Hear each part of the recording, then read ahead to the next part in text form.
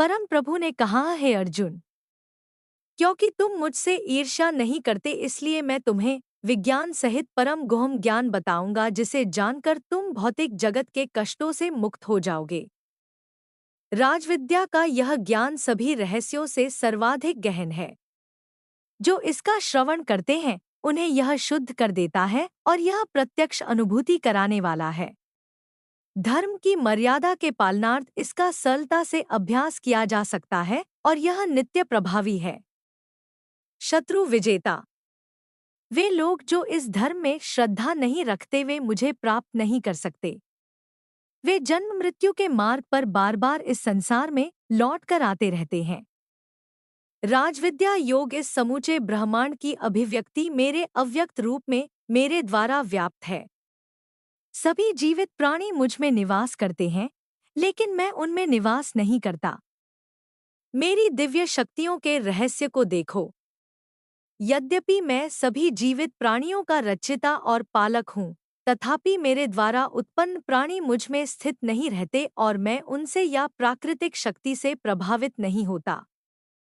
यह जान लो कि जिस प्रकार प्रबल वायु प्रत्येक स्थान पर प्रवाहित होती है और आकाश में जाकर स्थित हो जाती है, वैसे ही सभी जीव सदैव मुझ में स्थित रहते हैं। हे कुंती पुत्र, एक कल्प के अंत में सभी प्राणी मेरी आदि प्राकृत शक्ति में विलीन हो जाते हैं और अगली सृष्टि के प्रारंभ में मैं उन्हें पुनः प्रकट कर देता हूँ। प्राकृत शक्ति का अध्यक्ष होने के कारण मैं बारंबार असंख्य योनियों के जीवों को उनकी प्रकृति के प्रभाव के अनुसार पुनः पुनः उत्पन्न करता हूँ। हे धनंजय, इन कर्मों में से कोई भी कर्म मुझे बांध नहीं सकता। मैं तटस्थ नियामक के रूप में रहता हूँ और इन कर्मों से विरक्त रहता हूँ। हे कुंती पुत्र, यह प्राकृत शक्ति मेरी आज्ञा से चर और अचर प्राणियों को उत्पन्न करती है।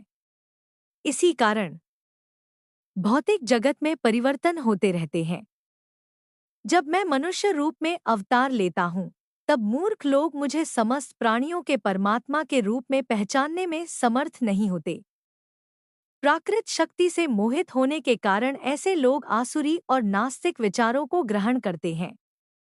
इस मोहित अवस्था में उनके आत्मकल्याण की आशा निरर्थक हो जाती है और उनके कर्मफल व्यर्थ हो जाते हैं और उनके ज्ञान की प्रकृति निष्फल हो जाती है। हे पार्थ, किंतु महान आत्माएं जो मेरी दिव्य शक्ति का आश्रय लेती हैं, वे मुझे समस्त सृष्टि के उद्गम के रूप में जान लेती हैं। वे अपने मन को केवल मुझ में स्थिर कर मेरी अनन्य भक्ति करती हैं। मेरी दिव्य महिमा का सदैव कीर्तन करते हुए दृढ़ निश्चय के साथ विनय पूर्वक मेरे समक्ष नतमस्तक होकर वे निरंतर प्रेमा भक्ति के साथ मेरी आराधना करते हैं। अन्य लोग जो ज्ञान के संवर्धन हेतु यज्ञ करने में लगे रहते हैं, वे विविध प्रकार से मेरी आराधना में लीन रहते हैं। कुछ लोग मुझे अभिन्न रूप में देखते हैं, जो कि उनसे भिन्न नहीं है, जबकि अन्य मुझे अपने से भिन्न रूप में देखते हैं। कुछ लोग मेरे ब्रह्मांडीय रूप की अनंत अभिव्यक्तियों में मेरी पूजा करते हैं।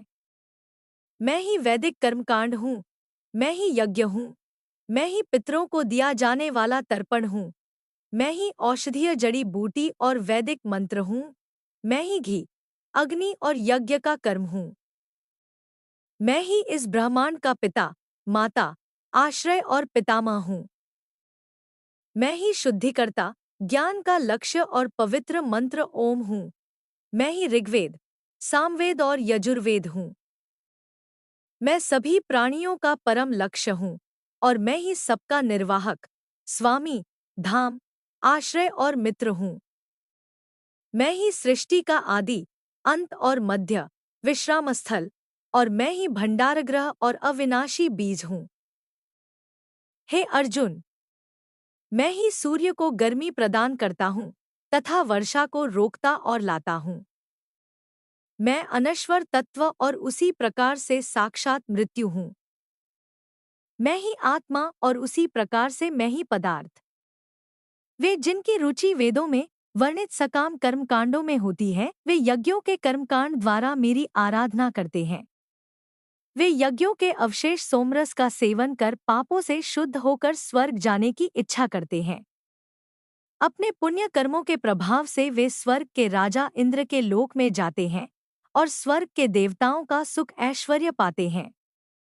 जब वे स्वर्ग के सुखों को भोग लेते हैं और उनके पुण्य कर्मों के फल क्षीण हो जाते हैं, तब फिर वे पृथ्वीलोक पर लौट आते हैं।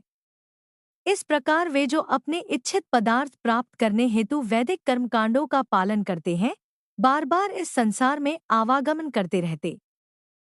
किंतु जो लोग सदैव मेरे बारे में सोचते हैं और मेरी अनन्य भक्ति में लीन रहते हैं एवं जिनका मन सदैव मुझ में तल्लीन रहता है, उनकी जो आवश्यकताएं होती हैं उन्हें मैं पूरा करता हूँ और जो कुछ उनके स्वामित्व में होता है उसकी रक्षा करता हूँ। हे कुंती पुत्र, जो श्रद्धापूर्वक अन्य देवताओं की पूजा करते हैं वे मेरी भी पूजा करते हैं, लेकिन वे यह सब अनुचित ढंग से करते हैं। मैं ही समस्त यज्ञों का एकमात्र भोक्ता और स्वामी, लेकिन जो मेरी दिव्य प्रकृति को पहचान नहीं पाते वे पुनर्जन्म लेते हैं। जो देवताओं की